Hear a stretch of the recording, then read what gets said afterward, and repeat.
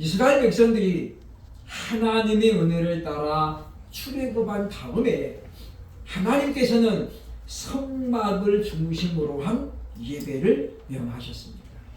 그게 바로 광야에서 모세가 성막을 짓게 된 까닭이었죠.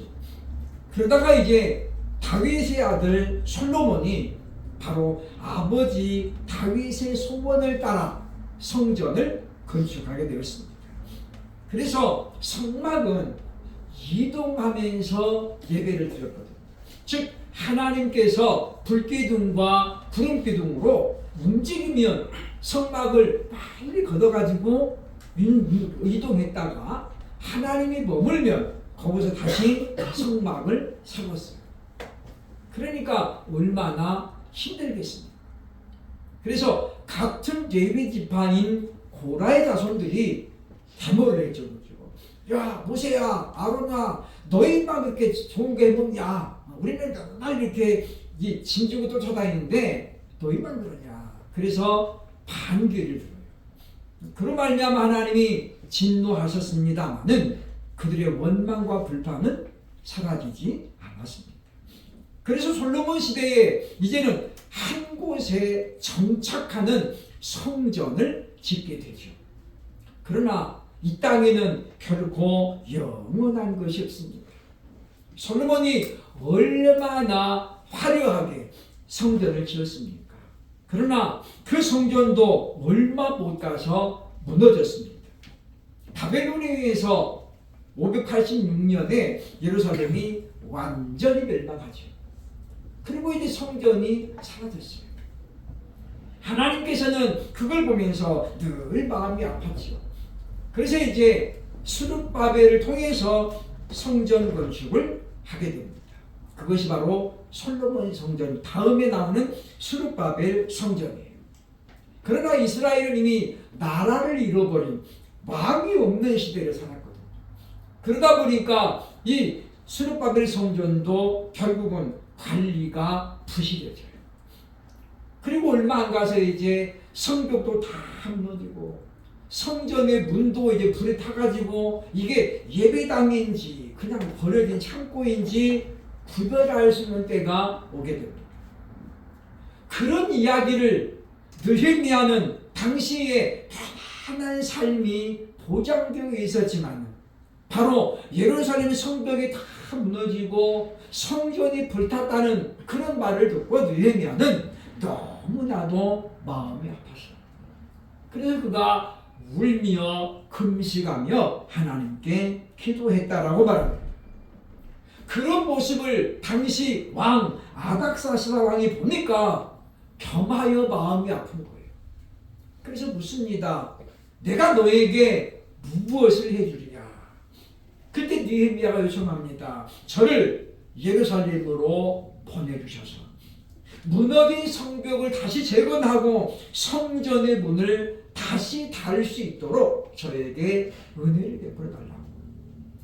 그래서 아닥사스 왕이 느헤미야를 바로 유다의 총독으로 파견을 하게 됩니다. 그래서 그가 조국 예루살렘으로 돌아와 보니 예루살렘은 그야말로 황폐한 상황이었다라고 성경 우리에게 말합니다. 더 놀라운 것은 당시 이방인들이 예루살렘의 주도권을 쥐고 자기들이 마치 통치권자인 것처럼 그런 행사를 하고 있었던 시대였다라는 것입니다.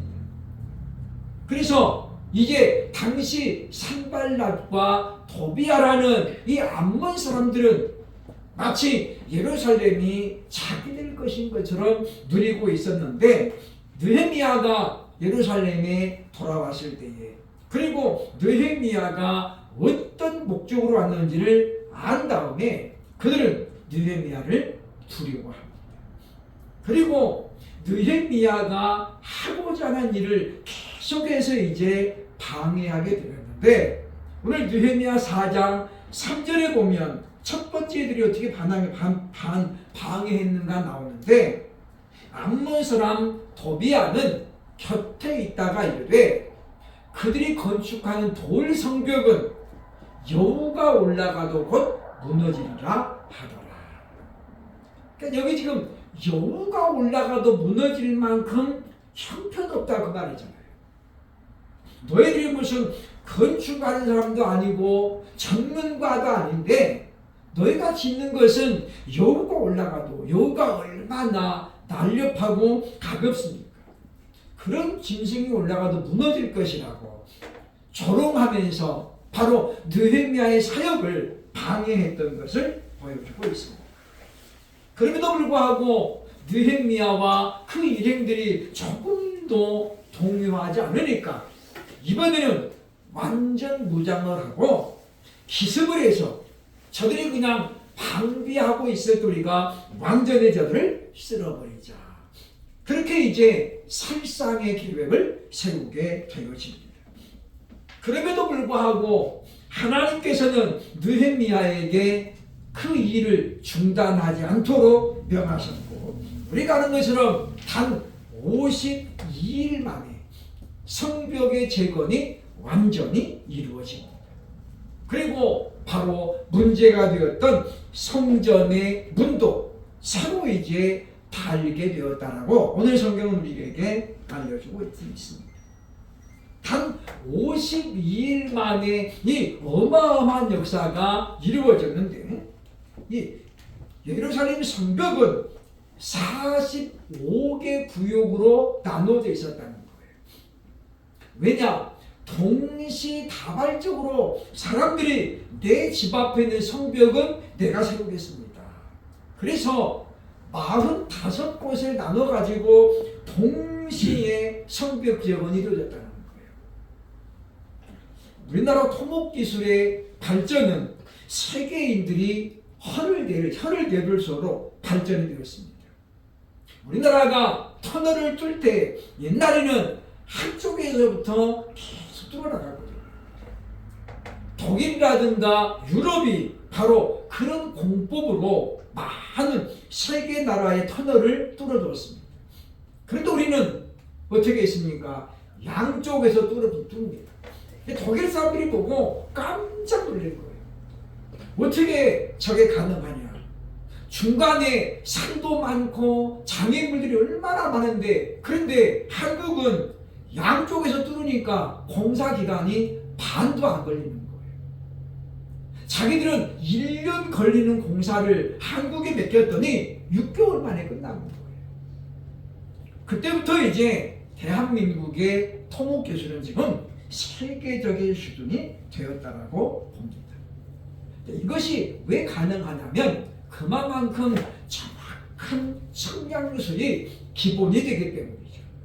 예루살렘 성벽이 말 그대로 그냥 운동장처럼 동그란 게 아니잖아요. 그런데 45곳에서 동시에 작업이 진행됐음에도 불구하고 완공했을 때에 그 성벽은 조금도 지나침이 없었던 그런 모습으로 완공이 되었습니다. 느헤미야가 보여준 정면 돌파는 과연 어떤 것일까요?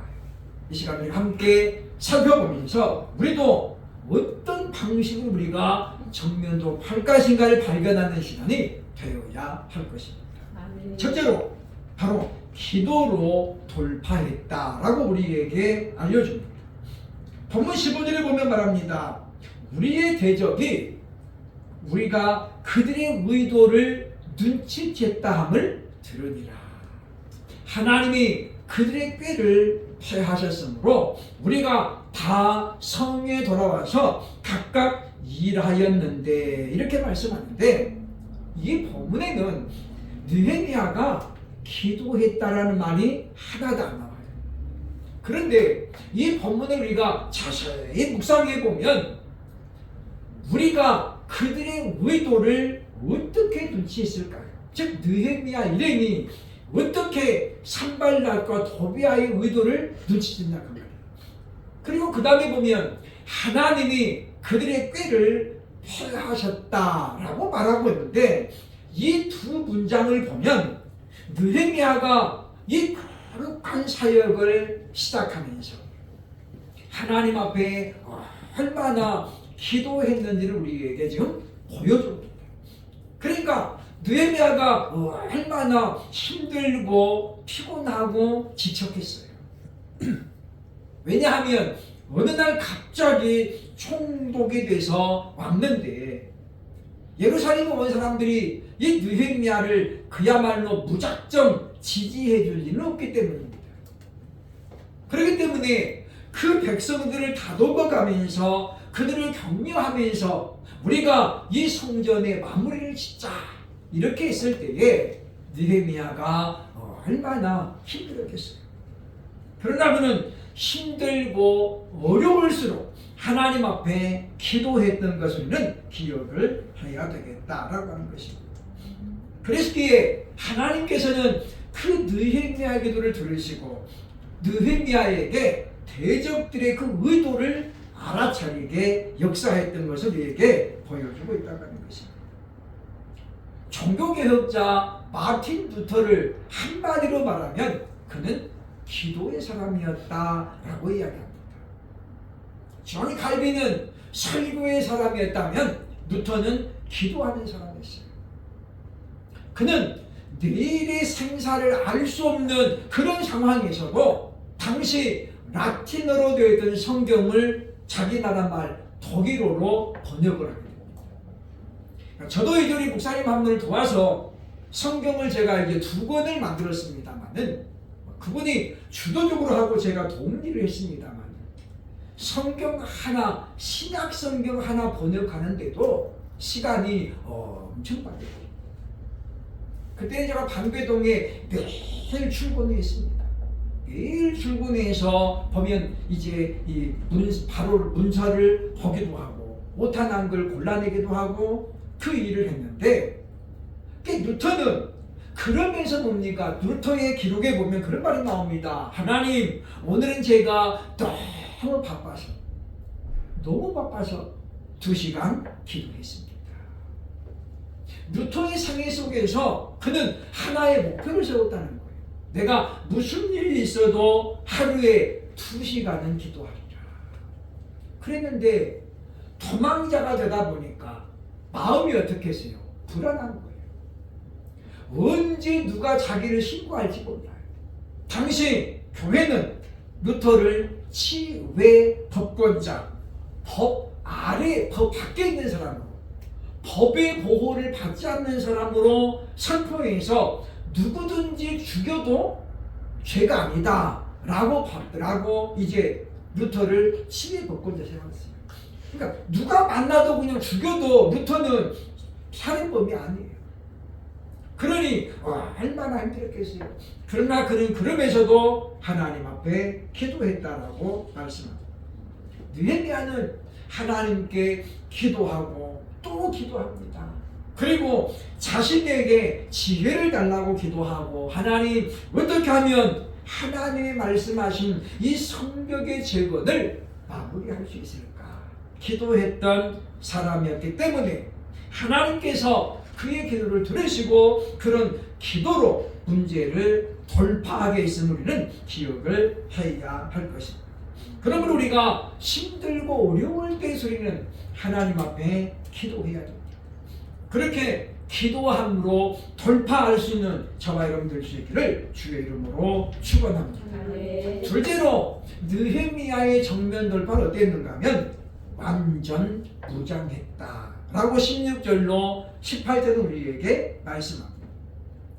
느헤미야가 받은 사명의 성격을 성경은 이렇게 말합니다. 그것은 단순히 성벽을 재건하는 게 아니었어요. 오늘 본문 느헤미야 2장 17절에 이런 말씀이 나옵니다. 후에 그들에게 이르기를 우리가 당한 곤경은 너희도 보고 있는 바라.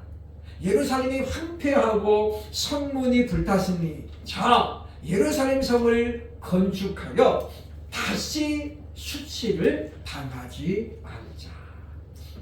지금 이번 본문에 보면 다시는 수치를 당하지 말자.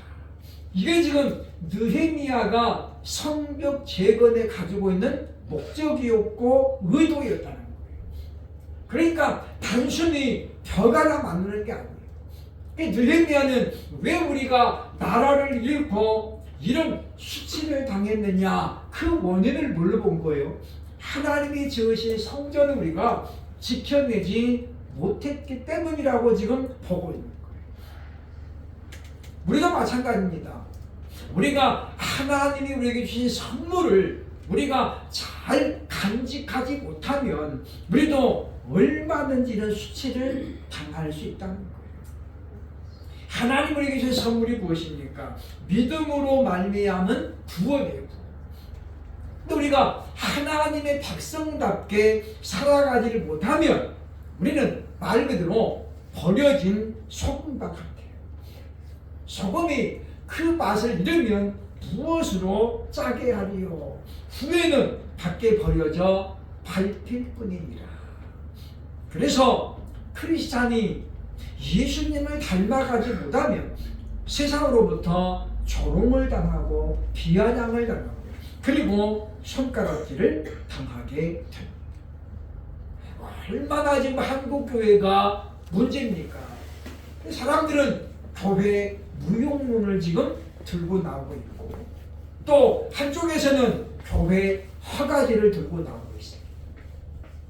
교회에 이렇게 무작정 세우게 하지 말고 부는 몇 개만 교회를 허가제로 하자. 그런 말들이 지금 몇 년 전부터 지금 나오고 있습니다. 물론 이것이 현실적으로 볼 때는 불가능해 보입니다. 그러나 이 정치에 눈먼 사람들은 언제 어떻게 변할지 몰라요. 그런데 우리는 정신을 바짝 차려야 되겠다고 하는 것입니다. 느헤미야는 이제 산발락과 도비야가 무장을 하고 자기들을 기습할 것이라는 걸 알게 됐어요. 얼마나 불안합니까? 그때에 느헤미야가 가졌던 전략에 대해서 오늘 성경은 이렇게 말합니다. 본문 16절로 17절 보면 그때로부터 내 수하 사람들의 절반은 일하고 절반은 갑옷을 입고 창과 방패와 활을 가졌고 민장은 유다 온 족속의 뒤에 있었으며 또 성을 건축하는 자 그들은 짐을 다루는 자는 다 각각 한 손으로 일을 하며 한 손에는 병기를 잡았다. 무슨 이야기냐면 예를 들면 100명의 일꾼이 있으면 느헤미야는 2명 나갔다는 거예요. 50명은 완전 무장하고 전쟁을 대비하고 나머지 50명이 이제 성경 건축을 하는 거예요. 근데 여기 성경에 뭐라고 했습니까? 그 50명마저도 한 손에는 무기를 들고 한 손으로 일했다는 거예요. 이게 우리 옛날에 교과서에 실렸던 그런 역사적인 사실입니다. 그러니까 지금 이건 뭐냐면 말 그대로 결사항전의 전략을 세웠다는 거예요. 너네가 아무리 그렇게 협박해 그러면 결코 이 일을 중단할 수 없다. 왜냐? 이 일은 하나님이 우리에게 명령하신 하나님의 일이기 때문이라는 거예요. 그러므로 우리도 마찬가지입니다. 우리도 완전 무장해야 된다는 거죠. 그래서 사도 바울은 에베소 교회에 주는 편지 바로 6장 11절에서 이렇게 말합니다. 마귀의 관계를 능히 대적하기 위하여 하나님의 전신갑주를 입으라. 그래서 구원의 투구를 쓰고 의의 방패를 가지고 그 다음에 뭡니까? 복음의 신발을 신고 그리고 성령의 검 하나님의 말씀으로 무장하라고 우리에게 말하는 거예요. 도망가가지고는 이길 수가 없습니다. 피해가지고는 이길 수가 없다는 거예요. 아무리 발이 빠른 사람도 도망만 가게 되면 이길 수가 없습니다. 잘하면 본전이에요. 예전에 우리나라 번추 선수 중에 그런 전략을 세운 분이 있었죠. 나는 맷집이 좋으니까 처음에는 일방적으로 맞아주자. 사람이 때리다 보면 자기가 기분이 빠져요. 이 선수가 그런 전략을 썼어요. 그래서 그 전략이 통했어요. 얼마나 맷집이 좋은지 이 사람은 웬만큼 맞아가지고는 끝도 없다는 거예요. 그런데 여러분 그 말 있잖아요. 매는 장사가 없다. 세계 챔피언에 도전했는데 그 전력을 썼습니다. 근데 상대방의 주먹이 돌주먹이었던 거예요. 맞다가 어떻게 해요? 그냥 그대로 KO. 자기가 예상도 못했던 결과가 나타나는 거예요. 어떻게 보면 얼마나 무식한 작전이다. 그냥 많이 맞아주다가 상대방이 기운 빠지면 한 방 딱 때려가지고 끝내야지.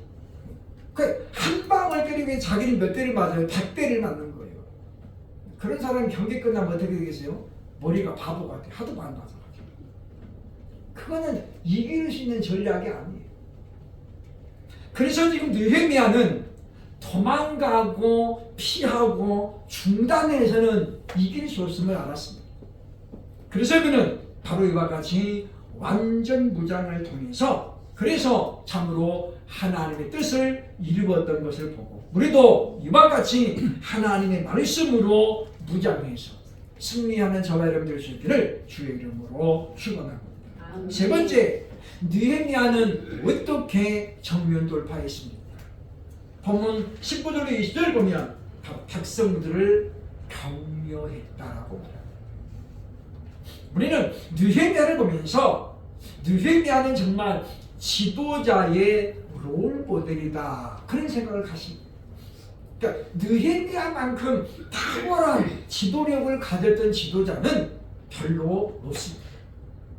오늘 본문에 보면 느헤미야는 백성들을 격려합니다. 본문 20절 보면 말하죠. 너희는 어디서든지 나팔 소리를 듣거든 그리로 모여서 우리에게로 나오라. 우리 하나님이 우리를 위하여 싸우시리라. 여기 지금 느헤미야가 상대방의 그 위협 앞에서도 조금도 굴복하지 않고 도피하지 않았던 이유가 나와요. 그게 어디 나옵니까? 우리 하나님이 우리를 위하여 싸우시리라. 이 말씀에 나와요. 그러니까 우리는 오늘 느헤미야가 지금 자기만 그런 말씀으로 무장한 게 아니었다는 거예요. 자기가 받았던 그 말씀의 은혜를 지금 백성들에게 똑같이 해갑니다. 그러니까 우리 하나님이 우리를 위하여 싸우시리라. 그러므로 너희는 힘을 내자.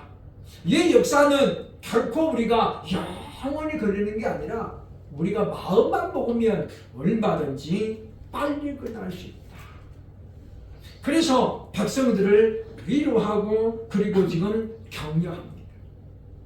좋은 지도자는 나 홀로 달려가는 사람이 아니에요. 함께 가는 사람이에요. 다윗이 도망자가 됐을 때에 400명이 다윗을 쫓아다녔어요. 근데 성경에 보면 그 400명이 어떤 사람이냐? 성경은 그렇게 말합니다. 빚진 자들, 그리고 패배자들, 그리고 도망자들. 그게 400명이에요. 다시 말하면 다윗에게는 절대로 힘이 안 되는 사람들이에요. 그런데 다윗은 그들을 전부 보살핍니다.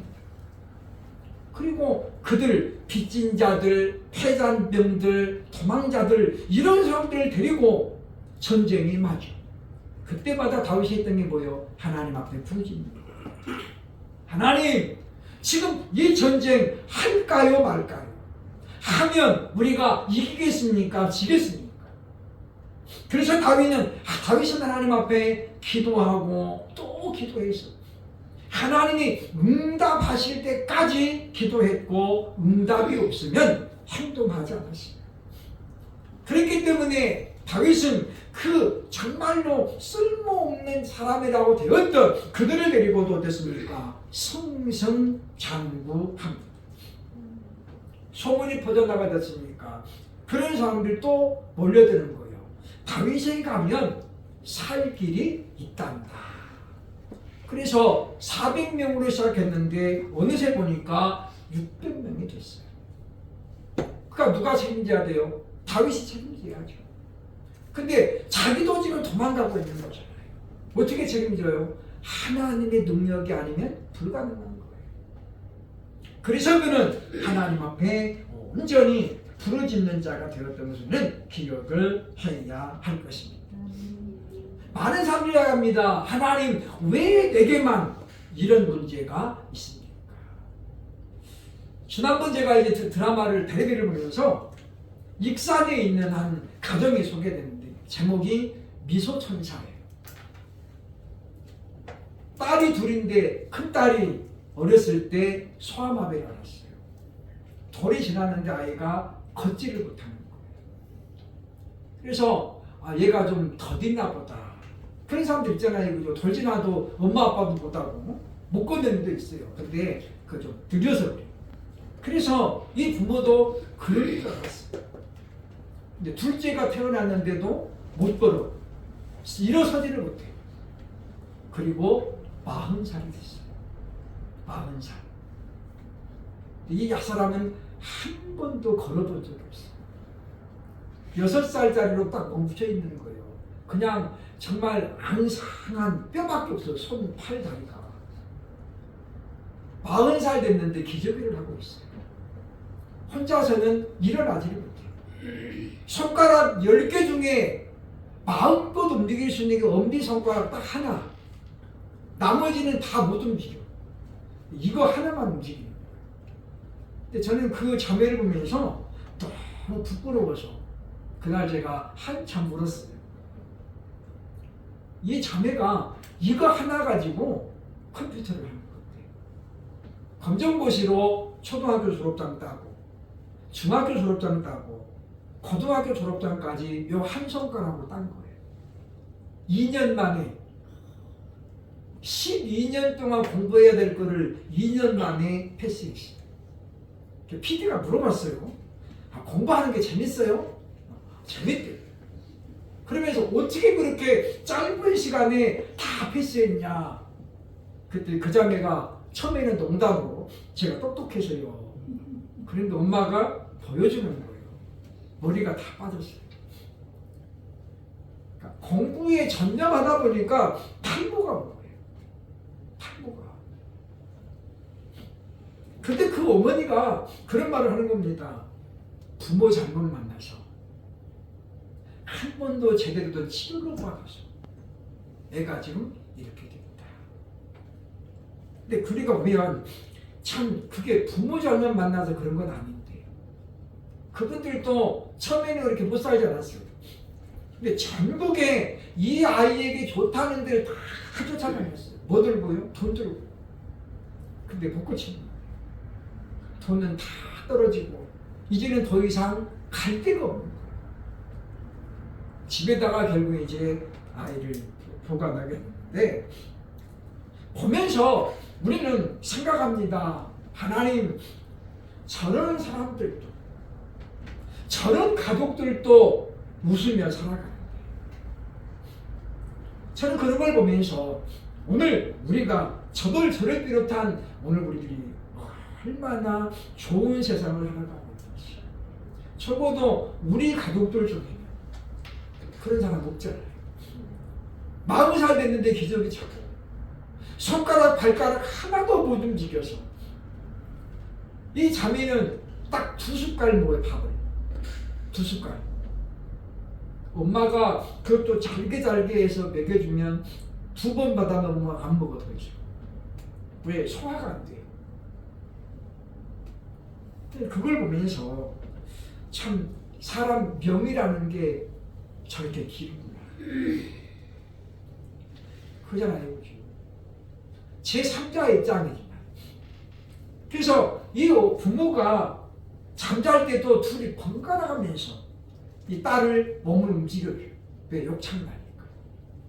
혼자 못 움직이잖아요. 주기적으로 일어나가지고 엄마가 얘를 이렇게 뒤집어주고 또 2시간쯤 지나면 아버지가 와서 또 뒤집어주고. 그러니까 부모들이 잠을 깊게 못 자는 거예요. 무려 40년 동안. 우리 힘으로 할 수 있는 것이 있지만 우리 힘만 갖고 안 되는 게 있습니다. 그런데 우리가 이렇게 시험을 만나고 감당할 수 있는 문제를 만났을지라도 하나님 우리에게 이렇게 우리에게 지금 위로하십니다. 바울을 통해 주신 말씀 고린도서 10장 13절에 보면 이렇게 말합니다. 사람이 감당할 시험 밖에는 너희가 당한 것이 없다. 오직 하나님은 미쁘사 너희가 감당치 못할 시험당함을 허락하지 아니하시고 시험당할 즈음에 또한 피할 길을 내사 너희로 능히 감당하게 하시느니라. 문제가 만나면 반드시 뭐가 있다는 거예요? 피할 길이 있다는 거예요. 반드시 이길 길이 있다는 거죠. 근데 우리는 하나님께서 예비하신 그 능히 이길 수 있는 길을 찾지도 않고 그리고 포기합니다. 그리고 대번 하나님 앞에 원망하죠. 하나님 도대체 제가 뭘 잘못했습니까?